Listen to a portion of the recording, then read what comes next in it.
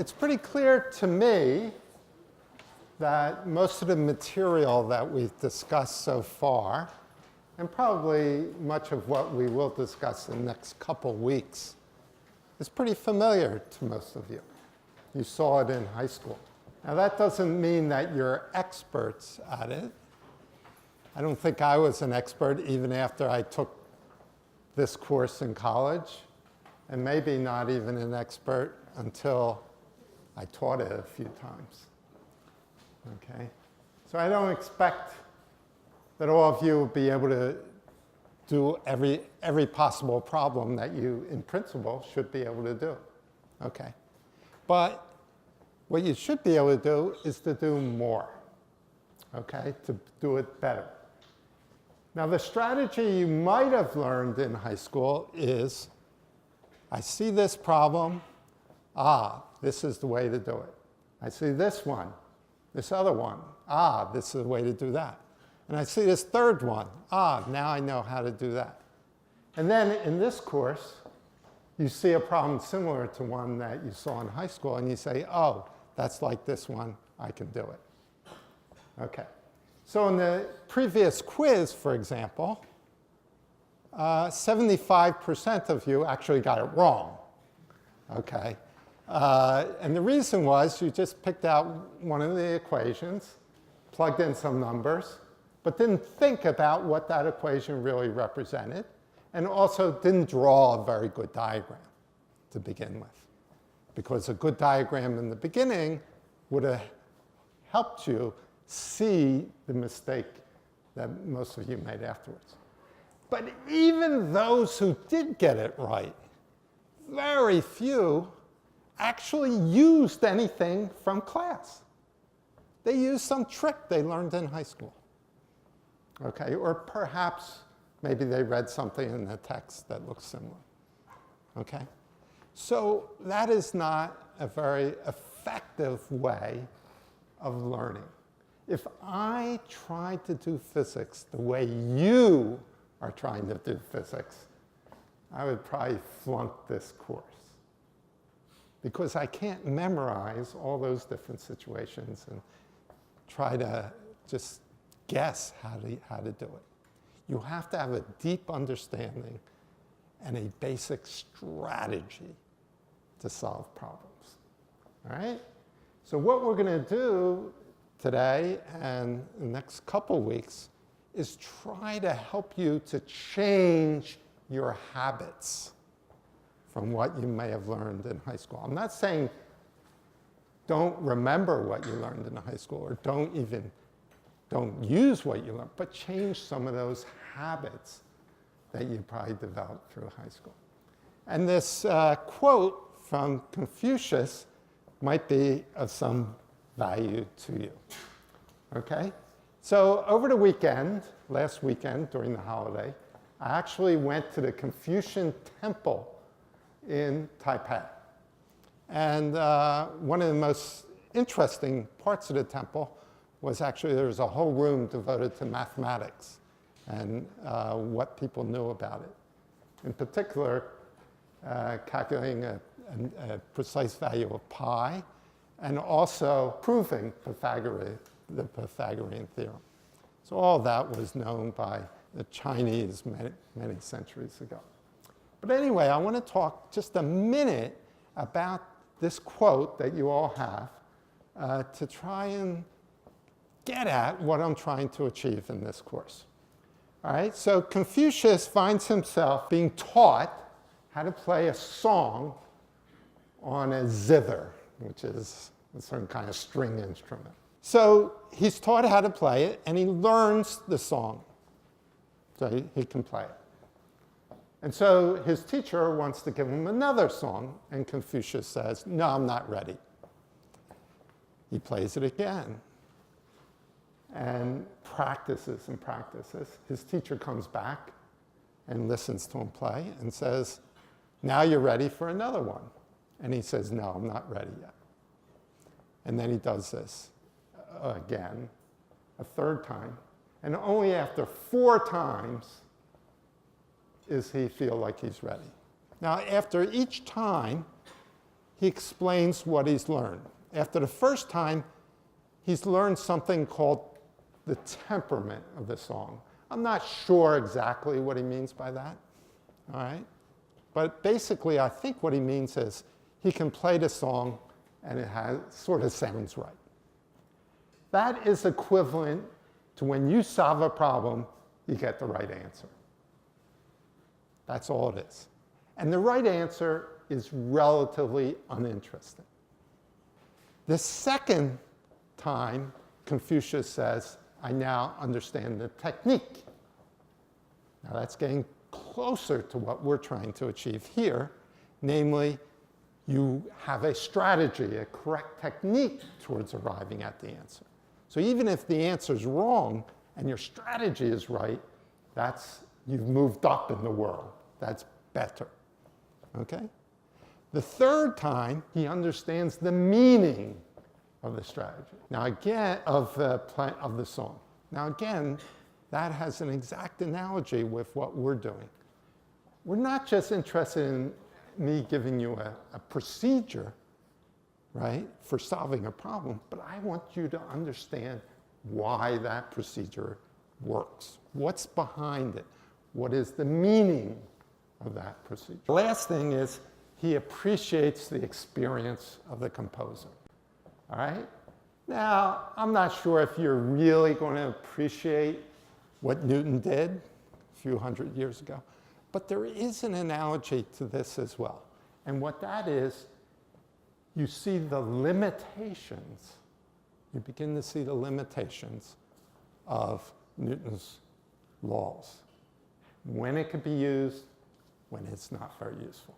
For example, we will learn later another strategy using energy techniques.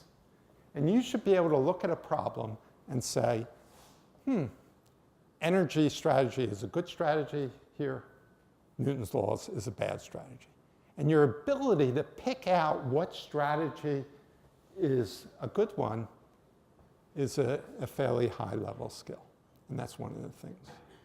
But in addition to that, which it's hard to get at this level, is to really understand what are the limitations of Newton's laws itself. What's really behind it? Is it mostly a tautology? For example, we have all these rules for forces. We make up those rules to kind of make Newton's laws work, all right? Or later on, we'll do conservation of energy. And physicists, when energy is not conserved, what do? They don't say the law's no good. They just make up a new form of energy to make sure the law works, okay? So this kind of deeper understanding of how physics works is something we want to kind of get close to, get a little better and better understanding. All right, so that's one thing that I hope you'll take away from this quote and also from what I'm trying to achieve in this class. Now, another quote comes from my son's viola teacher. Viola is it's like a violin, just a little bit lower in tone, okay? My son's viola teacher said this to him: you don't practice until you get it right. You have to practice until you cannot get it wrong. You see the difference? So for example, if you're studying for a test, and you're working on a problem, and you get it wrong, you get it wrong, and then eventually you get it right, and then you say, oh, now I understand it, I'm done. Not good enough. Right? That's not enough. You've got to do many problems, and you've got to keep getting them right every single time if you really want to make sure that you're going to do okay on the test. Last time we were talking about Newton's laws and forces. All right, and the basic idea is the acceleration is given by the force divided by the mass of the object, and the force is the sum of all the forces that are on the object. And that sum has to be done as vectors. You have to divide up the equation into the x component and the y component. And then we listed a bunch of forces. So here's a list of forces.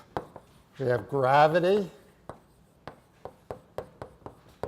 which is just mg. That's the magnitude of gravity. We have normal forces. And normal forces, you can use various notations. Some that I like are something like this, or this, or this. Any of those will work. Then we had tension. Usually we denote that by T. And then we didn't quite get to this last time, but I'm going to write it down. Friction, particularly sliding friction. There are two kinds. There's kinetic, and here the magnitude is given by mu times a normal force. And this is called the coefficient of kinetic friction. All right? And sometimes we could write that as Fk. All right? And then we have the static friction, and the maximum value of that is equal to mu s times n. So notice the difference. The kinetic friction is when the object is sliding, it's moving, and it has one value. The friction is just mu times the normal force. But there's also the static friction if the object is not moving. So the object's not moving. There's no particular value.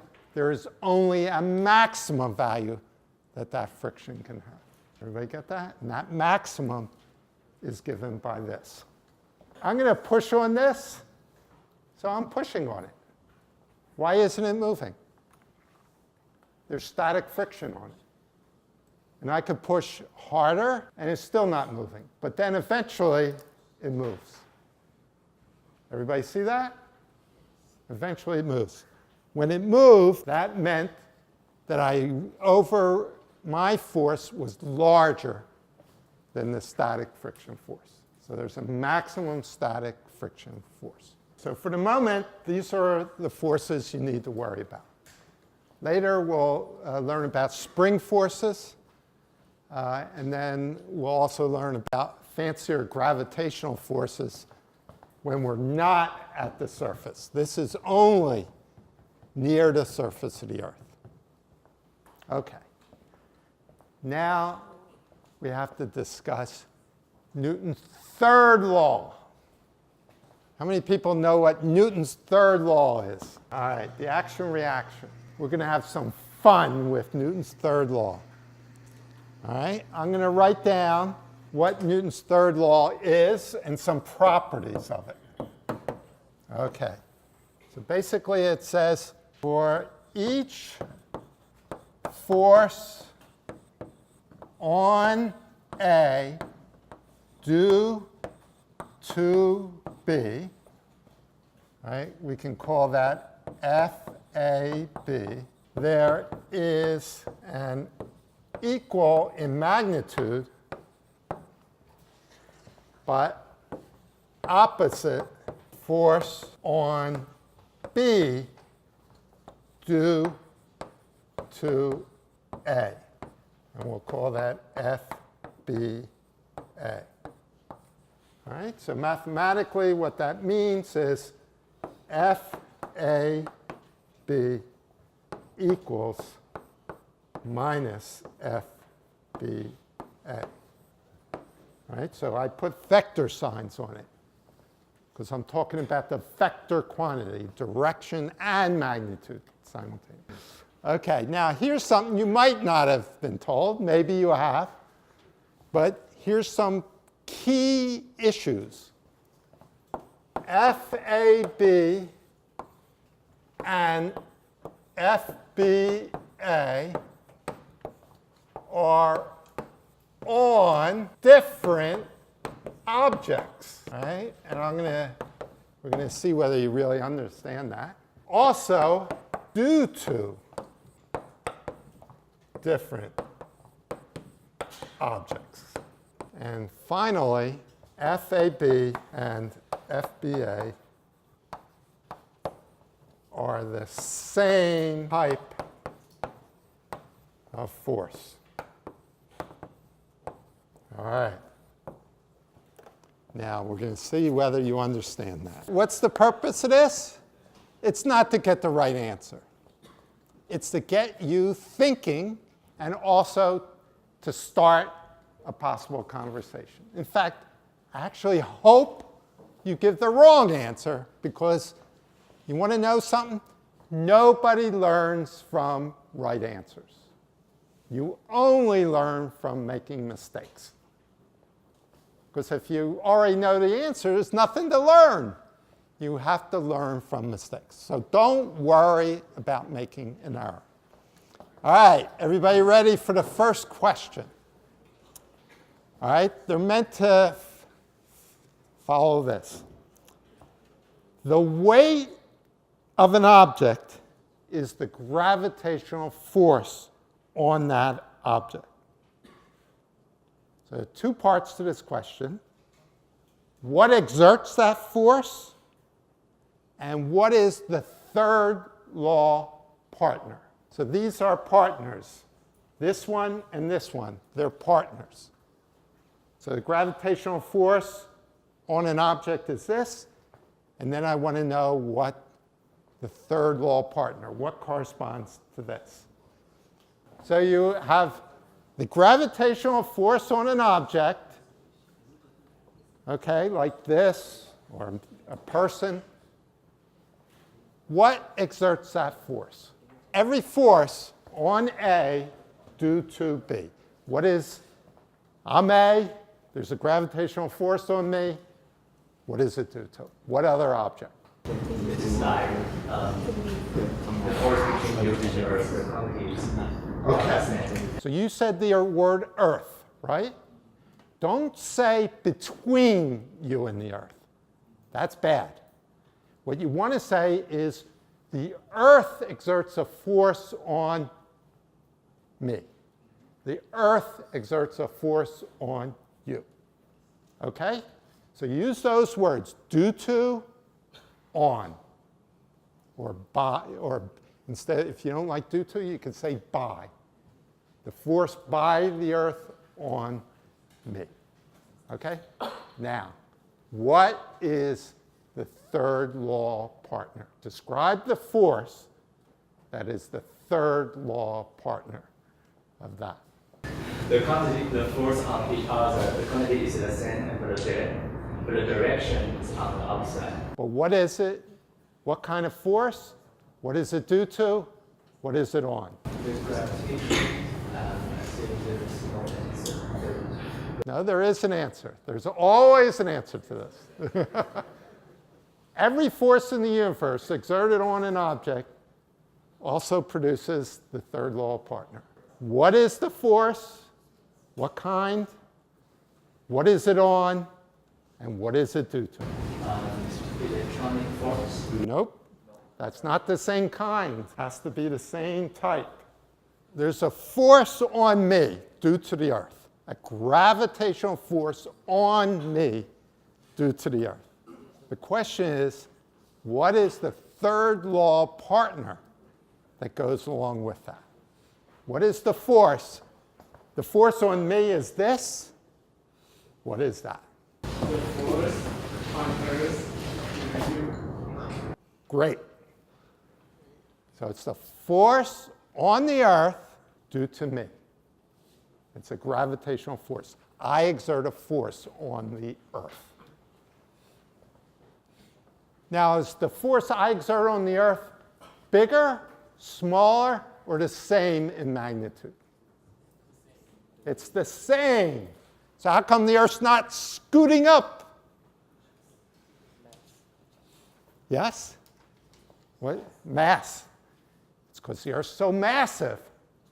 So its acceleration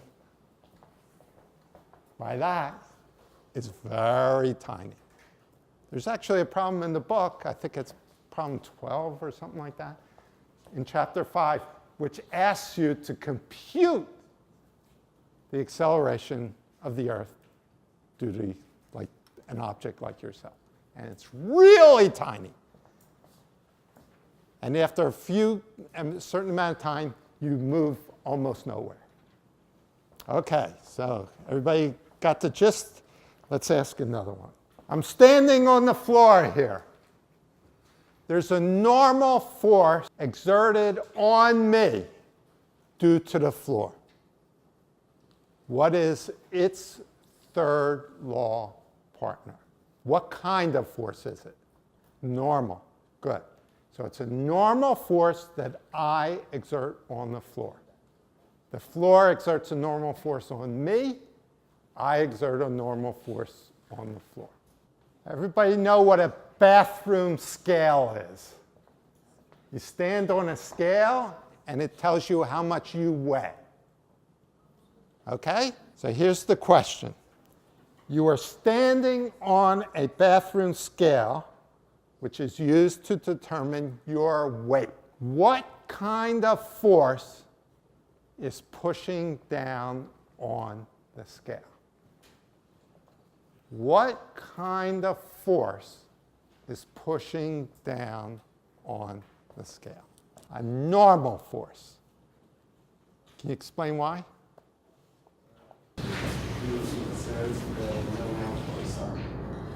Good. Okay. So why does that measure your weight, which is a gravitational force? My weight is a gravitational force. So why does that normal force on the scale determine my weight? How does that work? Normal is a reaction force due to gravity. Say that again? Normal is a reaction force which is due to gravity. No, that's not a good answer. It's not a reaction force. But it wouldn't exist if there was no gravity. Normal is only there if you are applying the force. Well, that's true. That is true. But it's not one of these pairs. Yeah. It's not those. So I would avoid using the word reaction force. That's all. What law of physics were you using? What are you using? It's using the concept of normal. So. Not really. Yeah? The net force on Earth are mainly consist of normal and gravitational force, and both of them are You're opposite? yes, yeah, the opposite. Right. So they are the same. Same magnitude. Right. Very good. And see, what you're using is that top law there, where A, the acceleration is 0, right? Because you're just standing there on the scale. So there's two forces. Listen to how complicated this is. There are two forces on me, a normal force and my gravitational force on me. Those are equal and opposite, not by the third law. They're equal and opposite by the second law. And because the normal force on me equals my weight, then by the third law, the normal force on the bathroom scale is the same as the normal force on me. Everybody get that? Answer this question, you have to use the second and third law to fully explain why it is. You push on a box, like I push on a box, like I did over there, like I pushed on that book. But it does not move because of friction. Is your push and the friction force a third law pair? All right, so let's see. So all you got to do is say yes or no. So you push on a book. It does not move because of friction. So you have friction and the push. Are they third law pairs? No. Why not? There are all these rules up here, right? Which ones of those tell you that it's not a third law pair? This one? Yes. This one? Yes. That also tells you. The two forces have to be on different objects, but friction and the push are on the same object. So that can't be to be a third law pair. Also, they're not the same type of force. So on the last question about the book and my push and the friction, I actually misspoke. Only two of these are violated.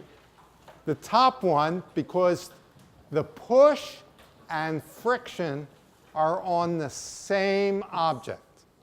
I push on the book, friction exerts a force on the book. They're on the same object, no good for Newton's third law. Okay? The second one is okay because they're due to different objects. The push is due to me. The friction is due to the floor or the table. It's not due to me. So they're by different objects. So that is okay.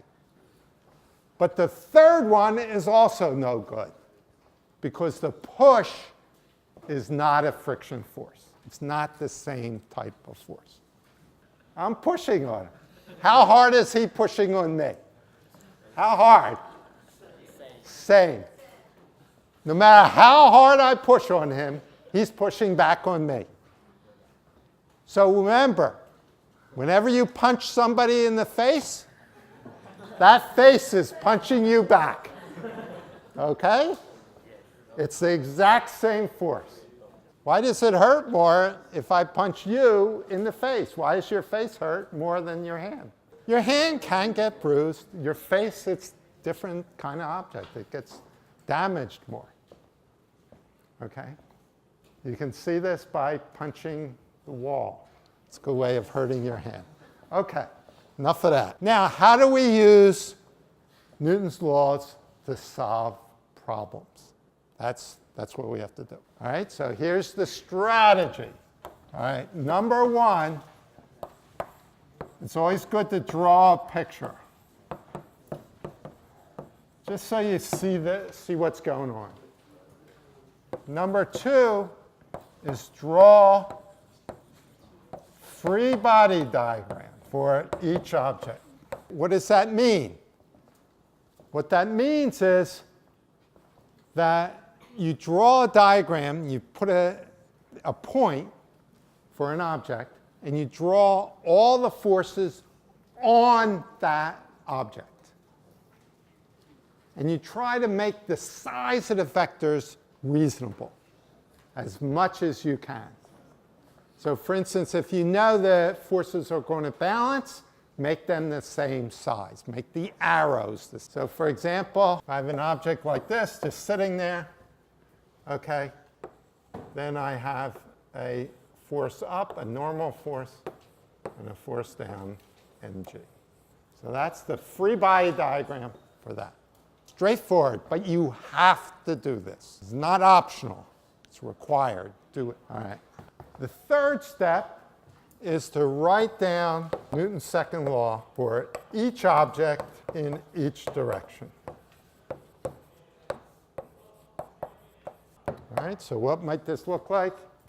It would look like the sum Fi x, let's say, equals max. And the sum Fi y is equal to may. All right, so that's if you only have one object to worry about. If you have two objects, then you'd have to write x1, 1, 1, 1, 1, 1. This should be an I. And then you have to write the same thing for 2.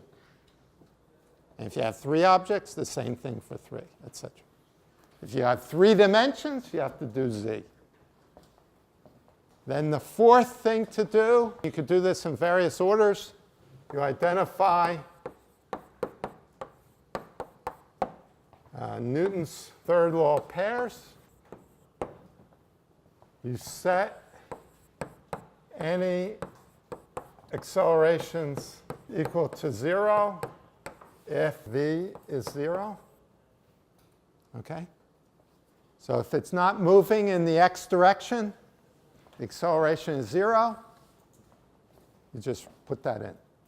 If it's moving with constant velocity in the x direction. So whenever you know the acceleration is 0, put that in.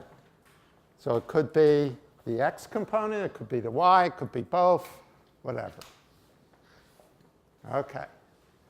So set any acceleration if v equals 0 in that direction for that object. All right. Put in other info, other information. For example, Fg equals mg, or the force of friction is mu n, things like that. So you put all that in. So you write down Newton's second law, then you put in what you can do to simplify things, whatever information you know. And then number 5, basically algebra to find what you want. All right, so you do algebra. And then number 6, if there are numerical values, put those in. And then there's one more. I'll put it up here. Evaluate or assess your answer. All right. So what does that mean? It means make sure the numbers are reasonable. If you're on the surface of the Earth, you should not get accelerations that are like, 1,000,000 meters per second squared, something like that. All right? That's for numerical things. For non-numerical, a good thing to do is to look at what happens if a mass goes to 0 or it goes to infinity. Does your answer make sense in those cases? All right? So you want to check that as well. So this is a standard example. It's a good one because it illustrates about everything you want to know. All right. So we have a box. It's of mass m. It's being, let's see, you want to do a push or a pull? Pull. It's being pulled like that at a certain angle, theta. Okay, and there's friction.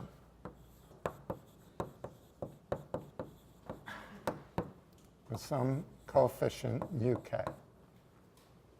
Okay?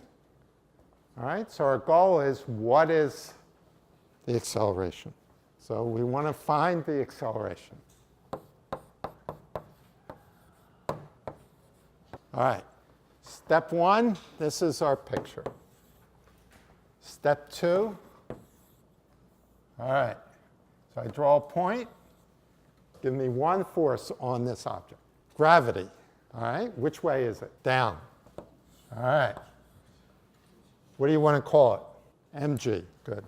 All right, very good. See, this isn't that hard. Give me another force. What was that, normal? Which way is that? Is it up or down?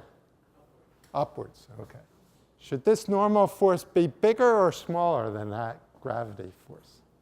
Or the same? Smaller, and why? There's another force. All right, good. Let's keep going. We're doing pretty well here. All right, give me another force. Friction? Okay. Which way is friction? Is friction this way or that way? This way. Very good. That was very well done. All right, so we have friction in that direction. Okay, maybe I can put that there. All right. Any more forces? This one? Yeah, okay, so we got that. All right. So it looks like that. Does anyone think there's any other forces? Are there any other forces? Yell out yes or no. Yes, some people? What are those others? Oh, air resistance. Good point. We're ignoring air resistance. All right. Any others? No. Okay, good. So here's number 2. All right, let's do number 3. All right? So we look in each direction. We're going to call this the positive direction and up positive.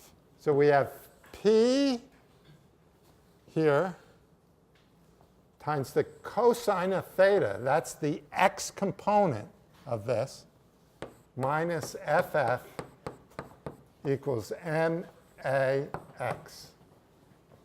All right, so that's the sum of the forces equals MA. And then we have, in the other direction, P sine theta. Oops. P sine theta plus N minus NG equals MA1. All right, so that is Newton's second law for both components. So you do it in component form. I don't think it's very useful to write down Newton's second law in vector form. It's not that useful. All right? We always need the components. Okay, number 4. All right, what do we do for 4? All right. Do we have to worry about Newton's third law? Yes or no? No. Why not? Why do we not need Newton's third law? How many objects do we have? 1. So we don't have to worry about it. You only need Newton's third law if you have more than one object. And they're forcing each other. I mean, there's the Earth, but I don't care what the Earth does. The Earth can do whatever it wants. We only care about that guy. All right. Any accelerations equal to 0? Are any of them 0? We have 2 accelerations, this and this. Any of those 0? The y component is 0. Why? Because this object's not moving up or down. It's sliding across the room. All right, so 4, we have ay equals 0. What else do we know? Do we not, anything here? We already put in mg. Anything else? Friction. We have to put in for friction. So what should I write for friction? FF equals what? What should I write? Mu times what? N. All right, that's all we know. So now I can rewrite these things. P cosine theta minus FF minus mu N equals MAX. MAX. And then I have P sine theta plus N minus Mg equals 0. All right, so that's 4. All right? How many unknowns are there in these 2 equations? How many? Are there 1? 2. What are they? N and AX. So these are my 2 unknowns. Everything else is given, so I can solve the problem. 2 equations, 2 unknowns. So then I just do algebra. All right, so in the interest of time, I'm going to do really quick algebra. Let's see. I'm going to get the acceleration. I'm going to solve this one for n. So I have n equals mg minus p sine theta. OK? And then I'm going to stick that into the other one. I get p cosine theta minus mu times mg minus p sine theta equals MAX. And then I can divide by m. Okay, so here's the answer. All right. What happens if theta goes to 0? If theta goes to 0, this is 0, and we just have p minus mu mg. So like divide by m. And if you did the problem with theta equals 0, that's what you would get. So it works. It goes in it gives you the right answer. All right? You could see that as mu is increased, the acceleration is slowed down. That's good. Okay? Because the more friction you have, the less acceleration. All right, so those are some of the things you could do to evaluate. We've talked about Newton's third law. What happened in Newton's first law? So Newton's first law looks suspicious. It basically says if a particle moves with no interactions, no forces, then the acceleration is 0, velocity is constant. That's built into Newton's second law. So it looks redundant. Modern people who've looked, I don't know if Newton really thought this or what. I haven't really read the history. What Newton's first law is really saying is that if a body is moving at constant velocity, you can find a reference frame such that it will continue to move in constant velocity. So in other words, what do we mean by a reference frame? It means, so if there are no forces on the object, you should be able to find a reference frame such that the object is moving at constant velocity. What is a reference frame? A reference frame is like a lab. Like right now, this room is a reference frame. Okay? All right? So if I went out in the middle of space, outer space, and there's an object moving, that object should move at constant velocity. But I can only measure constant velocity with a reference frame. I have to be in a reference frame to measure it. If I'm on a spacecraft that's rotating around, it will not look like that object is moving at a constant velocity. Why? Because a rotating reference frame is not an inertial reference frame. It's not a good enough reference frame. It will look like there are forces on that object. Okay. So we have to find a reference frame that there is. And Newton's first law says if an object has no interactions, there must be at least one reference frame. There must exist a reference frame such that its velocity is 0 and is constant. And those reference frames are called inertial reference frames. So that's what Newton's first law is. Okay. Any questions on what we've done so far? Okay. So we've used Newton's laws. I'm sure you've done these problems in high school. Next Monday, we're going to start talking about circular motion, when a particle moves in a circle. Most of that you've probably seen, but I bet there's a few issues that'll be a little bit new to you.